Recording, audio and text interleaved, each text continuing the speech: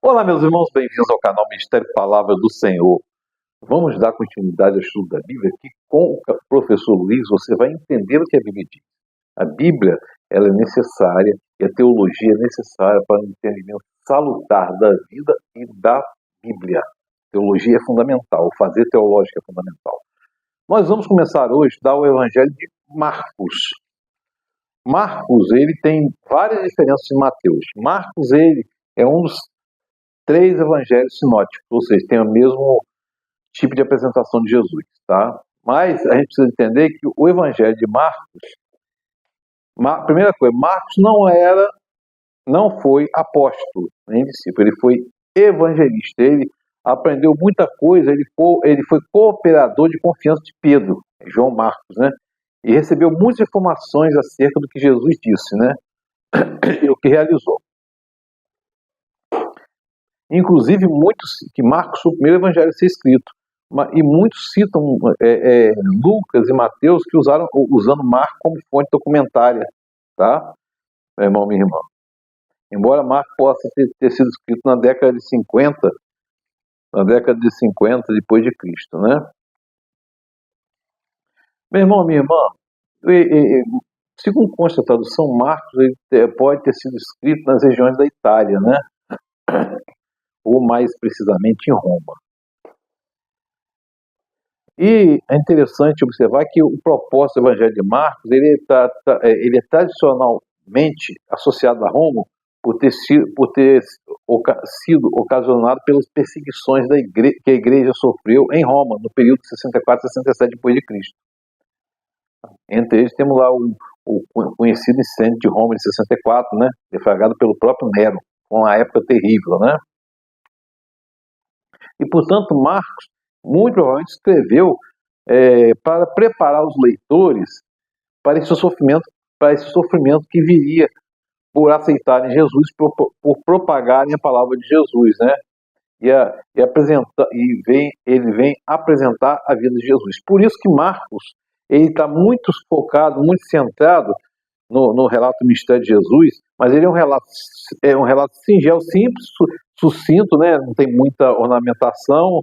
Ele é que está muito mais preocupado com o que Jesus faz. Não há grandes discursos de Jesus, né? Tanto que ele vai começar logo assim, não tem a genealogia de Jesus aqui. Princípio do Evangelho de Jesus Cristo, o Filho de Deus, conforme está escrito na palavra do profeta Isaías. Enviarei à tua frente o meu mensageiro e lhe preparará o caminho. Voz que clama no deserto, prepare o caminho para o Senhor, façam vereda reta para ele. Falando de João Batista. Assim surgiu João Batista no deserto, pregando um batismo de arrependimento para o perdão dos pecados. A ele vinha toda a região da Judéia e todo o povo de Jerusalém. Confessando os pecados, eram batizados por ele no Rio Jordão. João Batista vestia pelos de camelo, usava um cinto de couro e comia gafanhoto e mel silvestre. Era a dieta dele lá, né? Esta era a sua mensagem. Depois de mim vem alguém mais poderoso do que eu, tanto que eu não sou digno nem de curvar-me e desamarrar suas correias de sandália. Aqui está falando da majestade de Jesus Cristo, né? Eu batizo com água, mas ele os batizará com o Espírito Santo. Está falando aqui também, está falando de Pentecostes, mas está falando também do arrependimento. Você se arrepende, aceita Jesus Cristo, você é selado e batizado com o Espírito Santo e no Espírito Santo, né? Depois, aí né, vai narrar, logo em seguida, vai narrar o batismo e a tentação de Jesus. Naquela ocasião, Jesus veio de Nazaré da Galiléia e foi batizado no Jordão por João. Assim que saiu da água, viu o céu se abrindo e o Espírito descendo como uma pomba sobre ele. Então veio uma voz do céu dizendo: Tu és meu filho amado, em ti me agrado. Logo o Espírito o impeliu para ser tentado no deserto. E ali esteve 40 dias sendo tentado por Satanás. Estava com os animais selvagens e os anjos serviam. Você não vê aqui a narrativa das tentações de Jesus, né? Apenas que estava lá no deserto. E outra coisa aqui, a gente vê no batismo mais uma vez a presença da Trindade, como foi lá em Gênesis, aqui se reporta a Trindade, a presença do Pai, do Filho sendo batizado e do Espírito Santo em forma corpórea de pomba, né? E aí Jesus vai chamar os seus discípulos. Depois que João foi preso, né? João Batista tinha sido preso, né? Jesus foi para a Galiléia proclamando as boas novas de Deus. Salvação para todos, né? A boa nova, a libertação do peso do pecado e que há uma vida futura na eternidade, né? Aqui você vê que a gente vê essa teologia hoje triunfalista, meu irmão. É necessário que você entenda a Bíblia, estudar a Bíblia para ver o que está escrito aqui. Isso aqui, a Bíblia, é bálsamo e azeite. A gente vai entender por quê. Né? O azeite puro, o bálsamo puro. O bálsamo é de uma resina, que é um perfume aromático de uma resina. O azeite o azeite é originário da prensagem das azeitonas, né? Muito comum naquela região lá. E aí, quando João foi ver Jesus vai falar assim, o reino de Deus está próximo, arrependam-se e creem nas boas novas. Andando, e outra característica, também, em Mateus aqui também tem, andando à beira do mar da Galiléia, Jesus viu Simão e seu irmão André lançando redes. A gente tem que lembrar que Simão e André eram donos de barco. Jesus disse, siga-me, eu lhes farei pescadores de homens. No mesmo instante eles deixaram a rede e seguiram. Olha só, o chamado de Jesus é irresistível. Indo um pouco mais adiante, viu no barco Tiago, filho de Zebedeu, e seu irmão João, preparando suas redes, também eram donos de barco. Logo chamou e seguiram, deixando seu pai Zebedeu com os empregados do barco. Então você vê que aqui, está narrando aqui, Zebedeu e Tiago, eles eram donos de barco e tinham empregados. Talvez isso até explique porque Pedro esteve no pátio lá de Caifás, no julgamento de Jesus, quando foi levado lá. Talvez Pedro fornecesse, isso é uma hipótese, Pedro, João, Tiago, forneciam peixes para os sumos sacerdotes. Depois Jesus vai para Cafarnaum, né, e lá vai expulsar um espírito imundo. Logo chegou o sábado, Jesus entrou na sinagoga, né, e começou a ensinar. Todos ficaram maravilhados com o seu ensino, porque ele ensinava com alguém que tem autoridade, não como os mestres da lei. Jesus ensinava com sinceridade, com autoridade, porque Jesus era totalmente homem, totalmente divino, né? Justo naquele momento, na sinagoga, um homem possesso de um espírito imundo gritou: "O que queres conosco, Jesus de Nazaré? Veste-nos para nos destruir? Sei que tu és o Santo de Deus." Jesus disse: "Cale-se e saia dele." Repreendeu Jesus.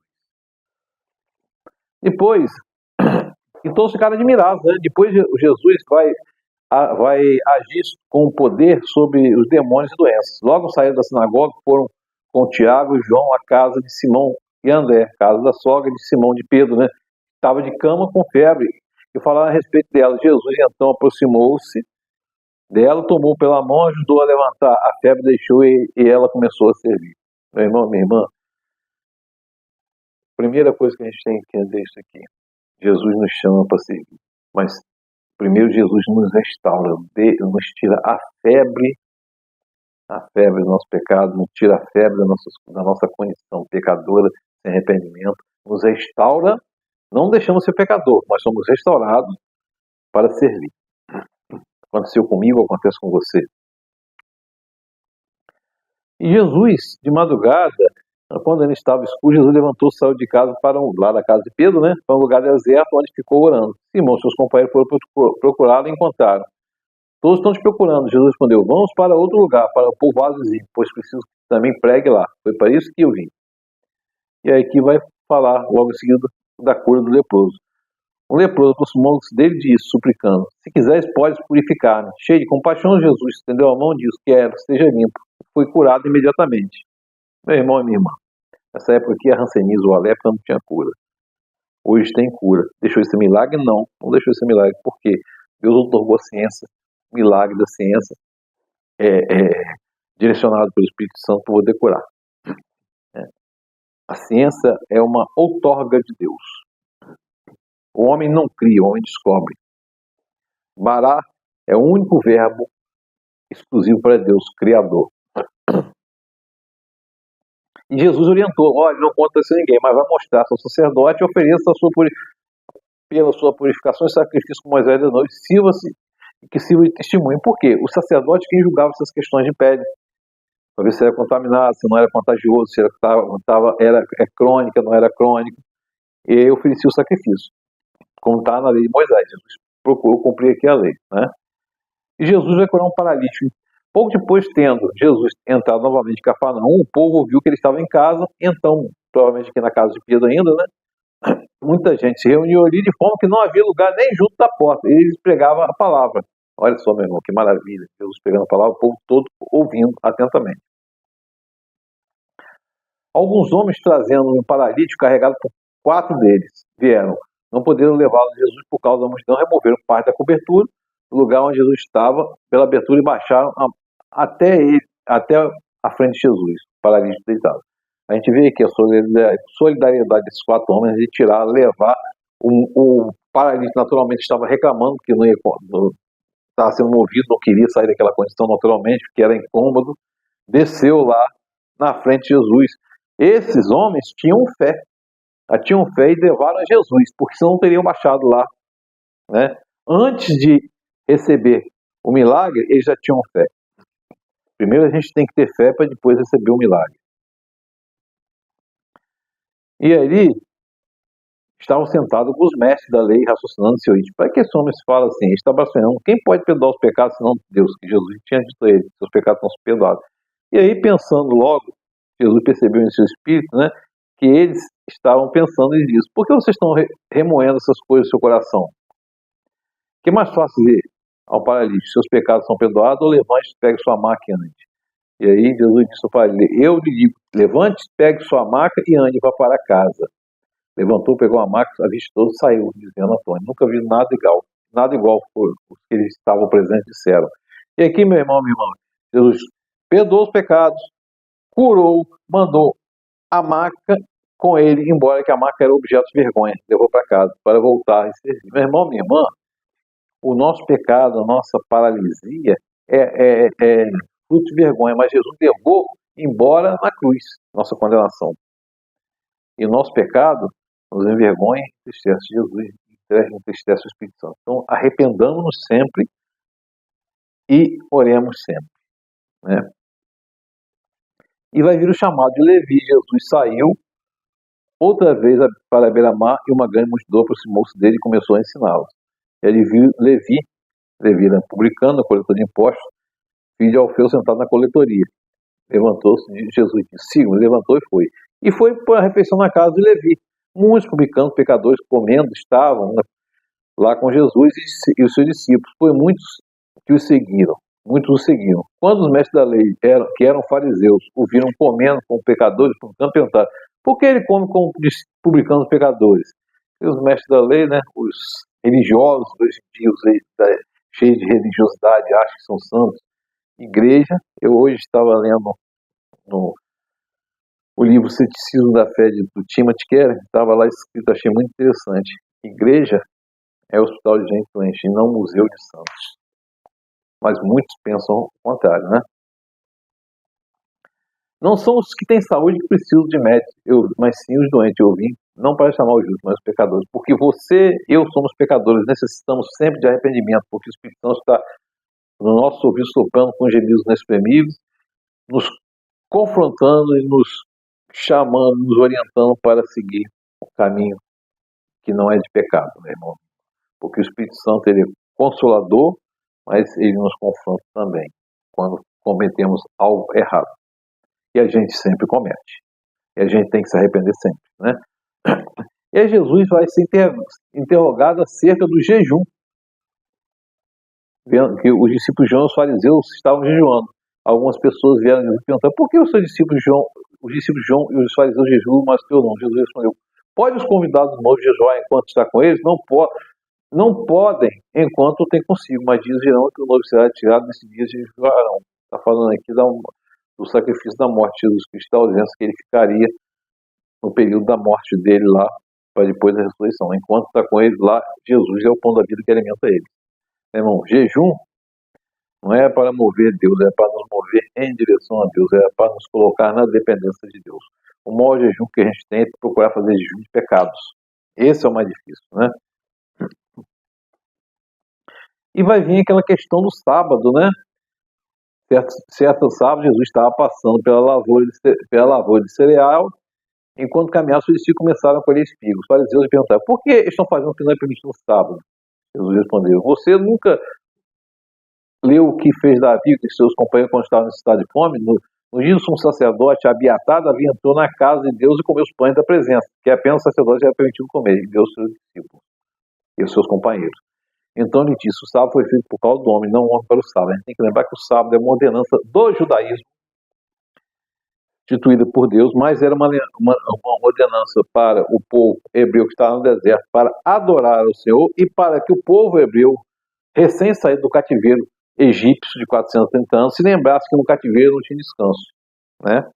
Tanto que Jesus instituiu o sábado, instituiu o ano sabático, instituiu o ano jubileu, todas essas coisas ligadas ao sábado e ligadas a uma forma de descanso. Noutra ocasião, ele entrou na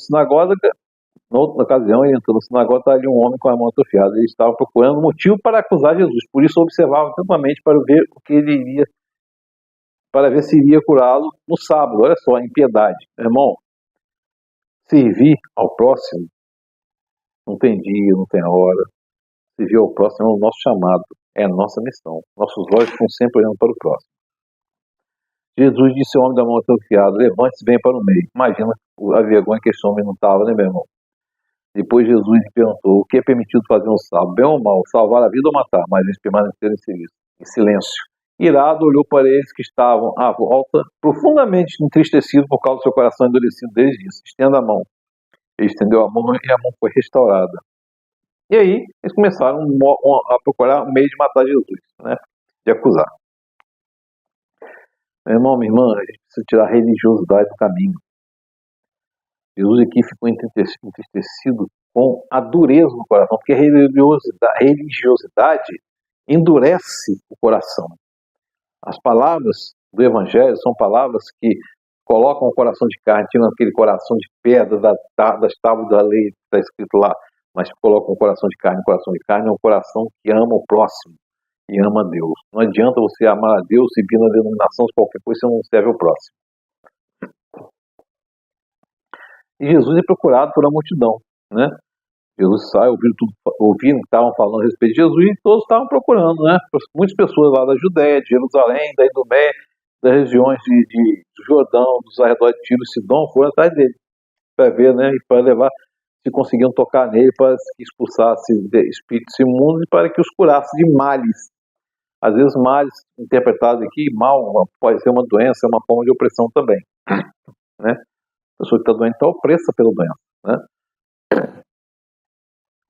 Então Jesus vai escolher os 12, subiu ao monte, olha só, chamou a si os quais vieram para junto dele, escolheu os 12 designando os apóstolos quer dizer mensageiros, né? Para que estivesse com ele e os enviasse a pregar, tivesse autoridade para expulsar demônios. Esses 12 escolheu Simão, aquele deu o nome de Pedro, Tiago, filho de Zebedeu, e João, seu irmão, qual deu o nome de Boanerges, que significa filhos do trovão. André, Filipe, Bartolomeu, Mateus, Tomé, Tiago, filho de Alfeu, Tadeu, Simão, Zelote e Judas Iscariote, que o traiu, meu irmão. E aí, Jesus entrou outra vez numa casa, reuniu sua multidão, de modo que os discípulos não conseguiam nem comer. Quando seus familiares ouviram falar disso, saíram para trazê-lo à força, pois ele está fora de si. Ele está com demônios, com Belzebu, príncipe dos demônios. Jesus falou por parábola: como pode Satanás expulsar Satanás? Se um rei estiver dividido contra si mesmo, não vai subsistir. Se uma casa estiver dividida contra si mesmo, também não poderá subsistir. Se Satanás se opuser a si mesmo, e se estiver dividido, não poderá subsistir. Chegou o seu fim. De fato, ninguém pode entrar na casa de um homem forte e levar dali seus bens sem que antes o amarre. Senão poderá roubar, só então poderá roubar a casa dele, depois que o subjugar. E vai aparecer aqui, no fim do capítulo 3, dizendo assim: chegou sua mãe e seus irmãos, ficando lá de fora, mandaram chamá-lo. Havia uma multidão assentada ao redor e ele disse: tua mãe e teus irmãos te procuram lá fora. Quem é minha mãe e quem são meus irmãos? Perguntou ele. Ele olhou para si, estavam assentados ao seu redor e disse: aqui estão minha mãe e meus irmãos. Quem faz a vontade de Deus é meu irmão, minha mãe e minha irmã. Está falando aqui meu irmão, minha irmã, porque no serviço de pregação, todos eles aqui eram muitos irmãos, mães e irmãs, irmão e irmã. E que essa palavra de Marcos, do Evangelho de Marcos, palavras de Jesus Cristo estejam no nosso coração, meu irmão e irmã. Que a gente tenha a suavidade de olhar o irmão como um irmão e não como olhando para o irmão como um acusador ou como um religioso ou um doutor da lei. Deus nos abençoe.